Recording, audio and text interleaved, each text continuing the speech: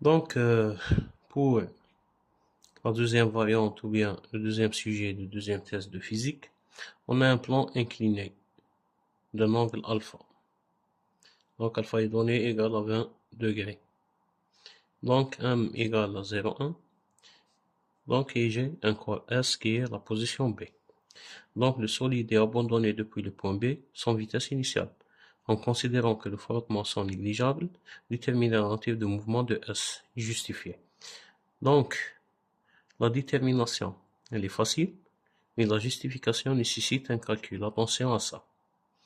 Donc, physiquement ou bien naturellement, si je vais lâcher un corps à partir d'un point sur un plan incliné, automatiquement il va descendre vers le bas à cause de la gravité. Donc, on va travailler sur ça. Donc, sujet 2. Un plan incliné, un angle alpha, et un corps dans cette position de masse M. Donc, automatiquement, la première partie, sans frottement. Qu'est-ce que ça veut dire sans frottement? Si j'ai un poids dans cette direction, donc ce P va être l'équivalence avec quoi? Avec une réaction dans ce sens, donc ça c'est la force C. Maintenant, si je vais prendre cette direction, et cette direction pour projeter, automatiquement le corps va glisser vers le bas. Donc, je vais trouver cet angle qui est ici dans cette position, ça c'est l'angle alpha. Donc, la projection par rapport à Y, c'est l'opposé, donc un sinus, et la projection par rapport à X, donc c'est cette quantité qui est par rapport à Y, c'est le cosinus, par rapport à X, c'est opposé, donc c'est le sinus. Donc, qu'est-ce que je vais faire initialement? Je vais écrire que la relation fondamentale de la dynamique va donner tout simplement que P plus C égale à la masse fois l'accélération. Donc, l'accélération, automatiquement, elle est dans ce sens. Donc, par rapport à X, qu'est-ce que je peux écrire? Que tout simplement, la composante par rapport à X, c'est l'opposé par rapport à cet angle, donc c'est P sinus alpha. Égale à quoi dans ce cas? Est-ce qu'il y a une autre force qui est parallèle au plan incliné? Non. Donc égal à la masse tout simplement fois l'accélération. Dans ce cas, qu'est-ce que je vais avoir? Que mg sinus alpha égale à m a. Donc je vais éliminer le m. Donc je vais trouver une valeur de a qui est égale à g sinus alpha. Automatiquement il est positif. Donc la vitesse, le corps commence de 0 et il va augmenter sa vitesse dans le sens des x. Donc la vitesse elle est positive. Donc l'accélération est positive et la vitesse elle est positive. Automatiquement le produit A fois V elle est positif et dans ce cas il s'agit d'un mouvement rectiligne uniformément accéléré. Donc ça c'est pour la nature et la justification. Donc, est-ce que je vais calculer les forces par rapport à la direction Y? Donc, pas la peine, il s'agit juste de la réaction égale au poids fois cosinus de alpha. Donc, je peux calculer ce A, le G égale à 10, sinus de 20. Donc, tout simplement A égale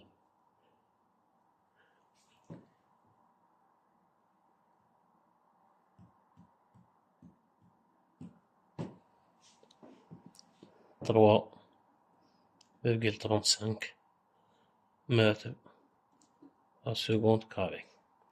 Donc, ça c'est la première accélération. Donc, la deuxième question, qu'est-ce qu'elle demande? De calculer le temps mis par la masse pour arriver au point C. Donc, le chemin BC égale à 2 mètres. Donc, qu'est-ce que je peux écrire? Si je vais considérer ce point que c'est le point 0, automatiquement le C, c'est le point à un temps donné. Donc, à t0, donc égal à 0, qu'est-ce que j'ai? J'ai V de 0 égale à 0 et X de 0 égale à 0. Donc ça, c'est la première des choses. Donc, le mouvement, il est uniformément accéléré. Automatiquement, l'expression de temps, ou bien l'équation paramétrique, x de t égale à quoi? À a sur 2 t carré, plus v 0 fois t, plus x de 0. Mais les deux sont égales à 0, donc je peux les éliminer. Donc, qu'est-ce qu'il reste? A T1 égale automatiquement T0 plus delta T égale à delta T, parce que T0 égale à 0. Qu'est-ce que j'ai? X de T1 égale à la distance entre B et C égale à 2 mètres. Donc ça, c'est le delta X.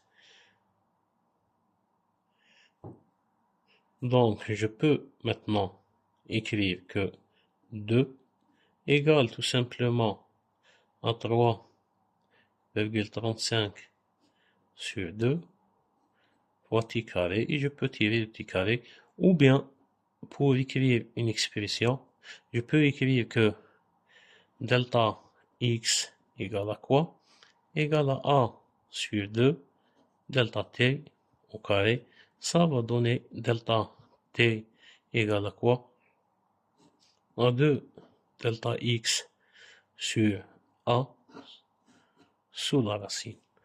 Donc, on peut calculer facilement delta t.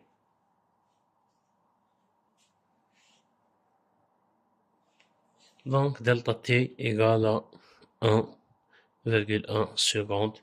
Donc, T1 égale à 1,1 seconde. Ça, c'est le temps nécessaire pour passer de B à C dans le cas de l'absence des frottements. Donc, la troisième question, cette durée est de 1,3. Qu'est-ce que vous remarquez? Que cette durée elle est plus grande que 1,1. Donc, elle a mis plus de temps. Automatiquement, la seule possibilité, c'est d'avoir un frottement au niveau de plan incliné. Au niveau de plan incliné. Donc, attendez, qu'est-ce qu'il demande? Donc, en admettant l'existence des frottements caractérisés par le coefficient de frottement de glissement μ, donc je dois représenter les forces. Ensuite, déduire la valeur de μ. Dans ce cas, voici mon plan incliné. Voici mon corps M. Donc, voici la première force qui est le poids. Donc, j'ai un empêchement. Donc, j'ai une réaction dans ce sens qui est l'opposé au poids. Et j'ai un amortissement. Donc, si A il est dans cette direction, automatiquement, je vais avoir une autre composante dans cette direction qui est le Cx. Et cette composante qui est verticale, donc c'est le Cy. Et la résultante des deux, donc c'est ma force C. Donc ça c'est pour le deuxième cas ou bien dynamique. Attention ici, je dois mentionner qu'il y a μ. Donc troisièmement, avec frottement, μ non nul. Donc voici la présentation des différentes forces qui s'exercent. Donc je peux ajouter par exemple ça, c'est l'angle alpha. Donc la deuxième question B. déduire le coefficient. Donc ça c'est le A. B, mu D égale à quoi? Donc comment je vais faire pour calculer mu D? Donc la première étape, j'ai une autre accélération A2. Donc la formule, c'est un mouvement rectiligne uniformément accéléré, c'est delta t qui est égal à 2 delta x sur a à la puissance 1/2. Donc delta t 2 égale à la racine de 2 delta x, c'est la même distance sur a2. Donc je peux tirer à partir d'ici que a2 égale à fois tout simplement de delta x sur delta t2 au carré. Donc ça c'est l'expression de A. Donc on peut remplacer, donc ça c'est 2 mètres et ça 1,3 au carré. Attendez. Donc on trouve A2 égale tout simplement à 2,37 mètres par seconde carré. Qu'est-ce que vous remarquez si je vais comparer entre les deux accélérations? Donc la première, elle est plus grande que la deuxième automatiquement. C'est normal à cause de l'existence des frottements dans la deuxième face. Donc ça c'est pour le A. Donc d'où je vais déterminer le coefficient mu D. La seule possibilité c'est d'appliquer la relation fondamentale de la dynamique. Donc la somme des forces extérieures qui s'exercent est égale à la masse fois l'accélération A2. Et ça va donner que le C plus le P égale à M A2. Donc de même façon, je vais choisir un X et un Y. Par rapport à OX, qu'est-ce que je peux écrire? Que le poids, donc cette quantité, donc poids fois sinus de alpha moins Cx égale à la masse fois A2. Donc ça, c'est la première équation. Par rapport à OY, qu'est-ce que je peux déterminer? Que cette quantité qui est ici, donc c'est le poids fois le cosinus, donc si y moins p cos alpha égale à 0, et ça va donner que le CY égale tout simplement p cos alpha. Donc quelle est la relation entre ça et ça? Donc à partir de ça, je peux tirer que le Cx égale tout simplement à p sinus alpha moins m fois A2. Donc, avec mu D égale à Cx sur Cy, donc on peut trouver que mu D tout simplement égale à quoi? À P sinus alpha moins M A2 divisé par P cos alpha. Donc il y a le M qui se répète. Donc ici c'est G sinus alpha moins A2 divisé par le G sur cos alpha. Donc on peut calculer ça en remplaçant les variables.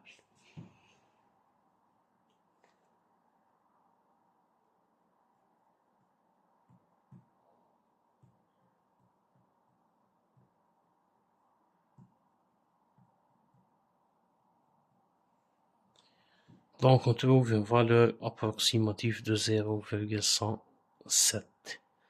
Attention, le coefficient de frottement, c'est un coefficient sans dimension.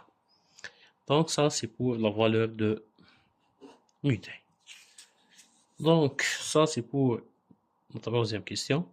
La quatrième question, le solide est maintenant lancé du point C vers le point B avec une vitesse de VC égale 3 mètres par seconde. Déterminer la position A où la vitesse du solide s'annule. Donc à partir de ce point C, je vais lancer ce solide vers le haut, dans ce cas. Donc il va travailler en opposé à son poids. Automatiquement, dans les deux cas, soit un paroi lisse ou bien paroi rigueuse, ou bien avec frottement ou bien sans frottement, je vais avoir un mouvement décéléré jusqu'à l'arrêt en point A. Donc la condition initiale, c'est VC égale à 3 mètres par seconde. Donc quatrièmement, donc j'ai le plan comme ça. J'ai le corps qui est dans cette position, le point C. Donc je cherche un point A avec la vitesse égale à 0. Donc je dois déterminer la position de A. Donc ou bien cette distance, elle est égale à combien? Donc la première des choses, qu'est-ce que je dois connaître ici? J'ai les forces de frottement. Donc le système il est non conservatif. Ça c'est la première des choses. Donc la variation de l'énergie totale égale au travail de la force non conservative qui est la force Cx. Ok? Donc j'ai le poids qui est comme ça et j'ai le Cx qui est dans cette direction. Est-ce que je vais m'intéresser au poids? Non. La force de poids c'est une force conservative. Pourquoi? Parce qu'elle est une force gravitationnelle. Donc je vais commencer par le premier cas. A. Sans frottement.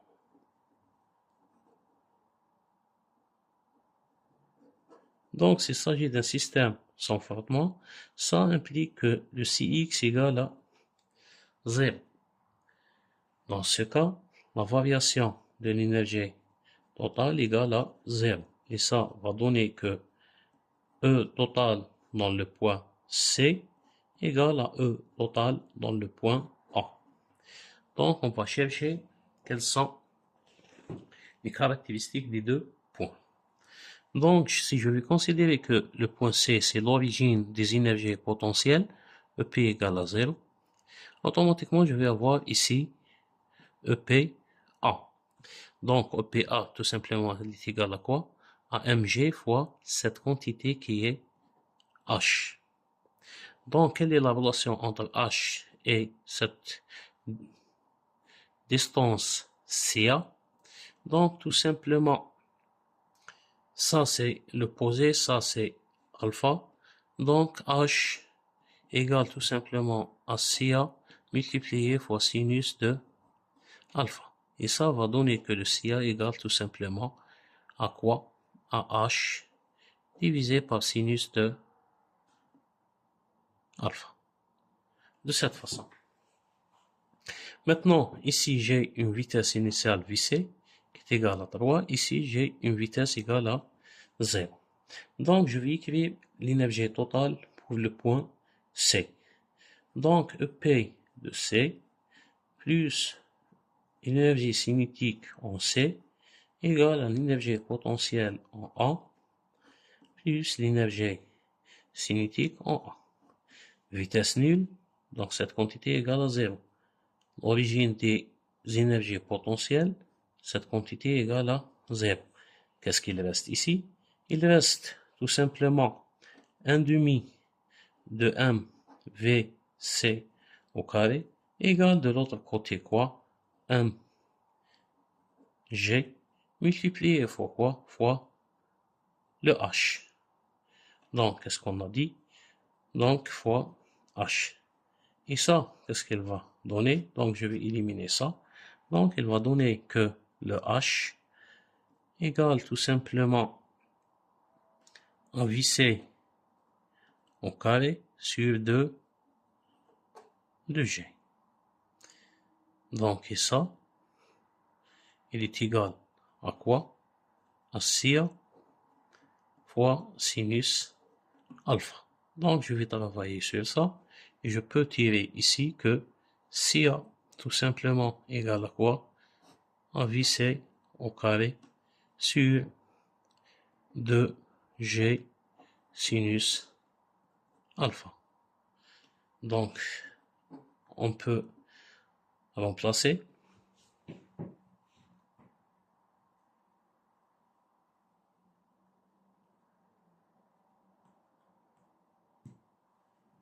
Donc, le CA égale à 1,39 mètres. Ça, c'est le premier cas. Donc, sans frottement. Le deuxième cas, avec frottement.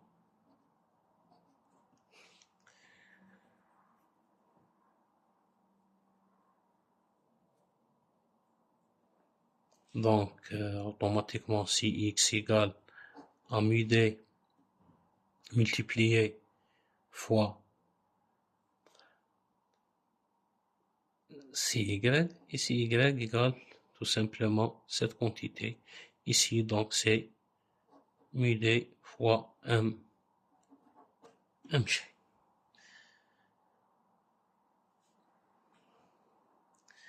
Donc ici, la variation de l'énergie totale, égale au travail de Cx. Attention, le Cx, elle est orientée vers le bas, donc c'est un travail qui va être négatif. Donc ça va donner que, dans ce cas, 1/2, ou bien l'énergie totale en C, moins l'énergie totale en A, égale tout simplement à la variation ou bien le travail de force Cx. Donc de même façon, je vais remplacer donc ETC juste l'énergie cinétique, ETA juste l'énergie potentielle. Donc je peux écrire que 1/2 de m VC carré moins mg h égale à quoi? Égale tout simplement à moins mu d mg fois la distance qui est CA. Donc je vais remplacer le h par sa valeur. Donc et ça implique que donc je vais le passer de l'autre côté. Mg fois CA sinus alpha moins mu d g fois, m fois CA égale à quoi? 1/2 de m VC au carré. Donc je peux éliminer le m partout. Donc je peux simplifier ce terme. Donc je vais écrire tout simplement que CA multiplié fois G sinus alpha moins mu d fois G égale 1/2 VC carré. Donc ça va donner le CA égale à VC au carré sur 2 fois G sinus alpha moins mu d fois G.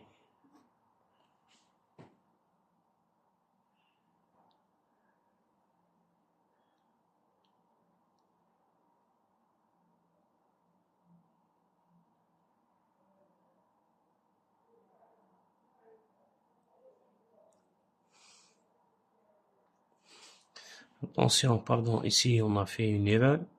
Donc la plus grande énergie se trouve dans le point C. Automatiquement, cette quantité de travail, elle est Si elle est négative, automatiquement, la somme des deux va être inférieure à ça. Donc, attention à ça. Donc, j'ai confondu des deux. Donc, C, c'est le point initial. Donc, je vais mettre au total A moins au total C. Donc, le point final, c'est le point A. La variation finale moins initiale égale le travail de cette force. Donc, ici, moins.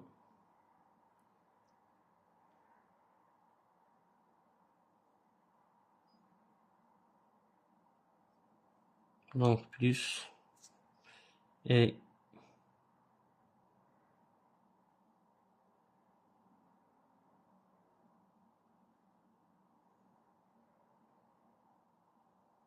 ouais, c'est ça. Donc, moins, plus, moins. Donc, là, j'ai fait une erreur. Automatiquement, c'est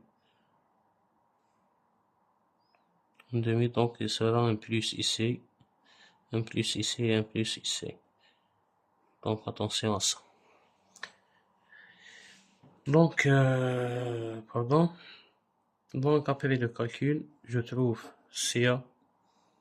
Donc, si je peux remplacer 1,03 mètres. Attention au résultat. Donc, si son frottement, il peut arriver à une distance de 1,39, automatiquement avec frottement, la distance elle est plus faible.